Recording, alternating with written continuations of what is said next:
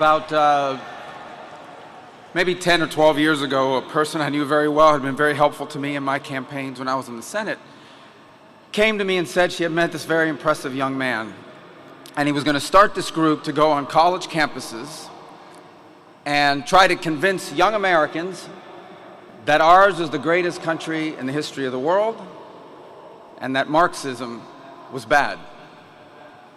And I remember thinking back then, I'm going to admit to you guys, I was a little skeptical. I said, college campuses, you're going to do that? Why don't you start somewhere easier, like, for example, communist Cuba, you know?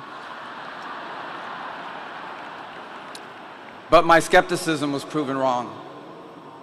In place after place over the last 12, 14, 16 years, we've seen this renaissance. Understand where we were at that time in our history. Understand where we are still today in many places, where young Americans are actively told that everything that they were taught, that all the foundations that made our society and our civilization so grand, they were all wrong, they were all evil, that marriage is oppressive, that children are a burden, that America is a source of evil, not of good in the world. And here was this voice that inspired a movement in which young Americans were told that is not true. The highest calling we are called to is to be in a successful marriage and to raise productive children.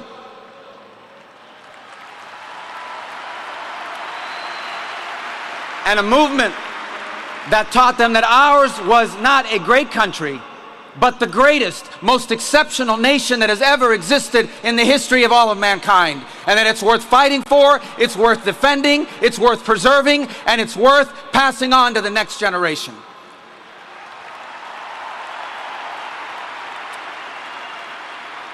This was the mission and the work of Charlie Kirk. And a couple things that stand out about him. He led this movement, but he did so with incredible knowledge. It's unbelievable how much he knew. He came to me very recently. He said some quote. I said, who said that? He said, Marcus Aurelius. I said, what district does he represent? I kind of knew who it was, but he said back, no, it's a Roman, philosopher king or emperor. His incredible knowledge. Let me tell you that one of the last messages I had with him was just a few days before his passing, where he wrote me from overseas, I'm in South Korea, I have many concerns I want to share with you when I get back. He was constantly expanding his horizons, but he just didn't have knowledge. He had wisdom, an uncanny amount of wisdom for a man as young as he was. Wisdom that sometimes it takes a lifetime to accumulate. He had it in just 31 years. He was also bold. It is so easy, and listen, I've been guilty of it. I think many of us have been guilty of this. You hide behind the walls and you surround yourself with people that agree with you. We do it as a society all the time. Increasingly, people are moving into neighborhoods with other people that agree with them politically and isolate themselves from people that do not agree with them. But Charlie Kirk was bold. He actively sought out to engage peacefully, respectfully, those who he disagreed with. As recently as 2 days ago, we learned of one of the hosts on CNN who said that one of the messages he had gotten just a few days before Charlie's passing was from him, inviting him to dialogue.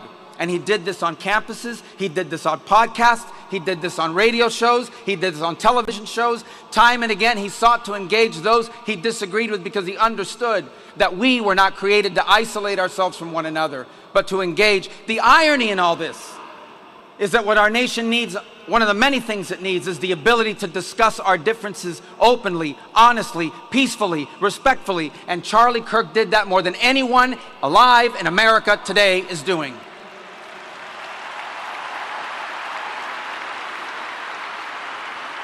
And Charlie Kirk was impactful.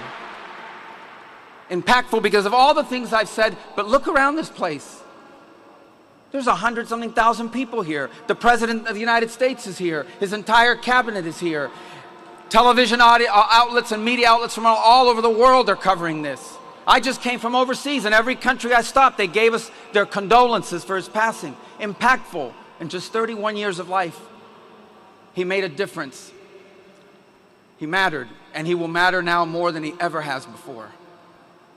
And let me close with this. How do you remember? This is a memorial service. It's to honor him. How do you best remember it? I'll take the liberty of saying what I think we can best do.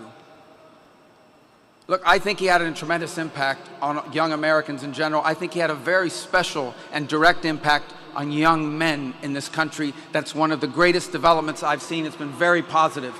I think we remember him for that.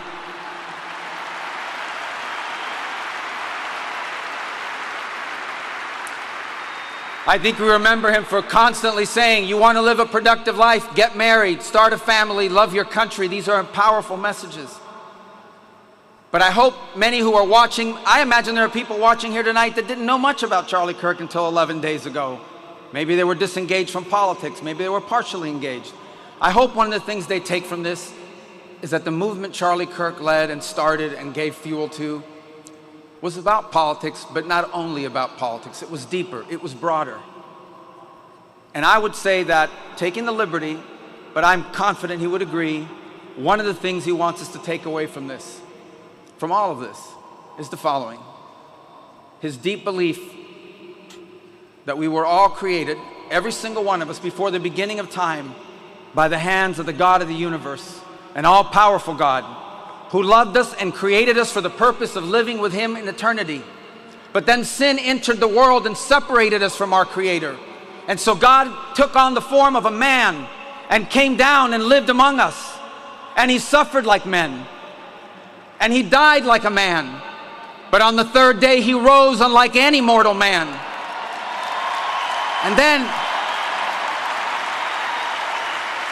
And to prove any doubters wrong, he ate with his disciples so they could see, and they touched his wounds. He didn't rise as a ghost or as a spirit, but as flesh. And then he rose to the heaven, but he promised he would return, and he will. And when he returns, because he took on that death, because he carried that cross, we were freed from the sin that separated us from him. And when he returns, there will be a new heaven and a new earth, and we will all be together, and we are going to have a great reunion there again with Charlie and all the people we love. Thank you, and God bless you.